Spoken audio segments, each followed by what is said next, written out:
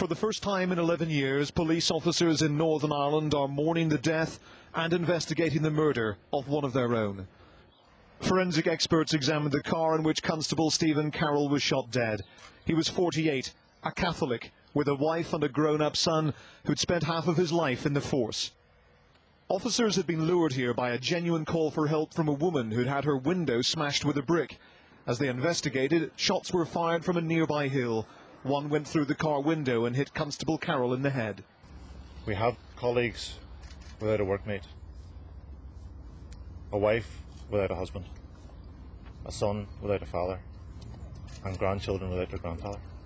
We have reports of a man in a light-coloured top seen running away from the scene after the incident. Clearly we're very keen to identify that person, and clearly any person who feels that they can help us identify that person would be of utmost importance to the police inquiry. A local councillor described how his young son was nearby when the shots rang out. He came running to the car in a bit of a state, and I says, "What's wrong, Collar? There's something happening in the club." He says, "Daddy, there's gunfire there, there's been shooting." And I says, "Oh no, son, it's probably just fireworks." But he says, "No, get me out of here." Graffiti on the Craigavon estate where Constable Carroll died shows some level of support for the Continuity IRA, as well as criticism of Sinn Fein for abandoning the armed struggle in favour of democratic politics. Their Deputy First Minister hit back with unusually strong language. These people, they are traitors to the island of Ireland. They have betrayed the political desires, hopes and aspirations of all of the people who live on this island, and they don't deserve to be supported by anyone. The fragile relationship between Sinn Fein and the Democratic Unionists has been put to the test by the renewed violence, but for now they remain united.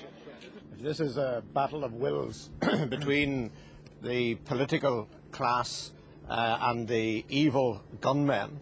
The political class will win.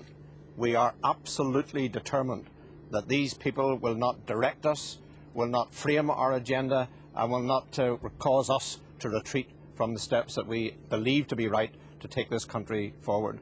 In the hours afterwards, the police searched houses near where the shooting happened and maintained a large presence in the area. A more robust police presence could create extra difficulties for Sinn Féin and threaten their power-sharing deal with the DUP. But that's exactly what the terrorists want.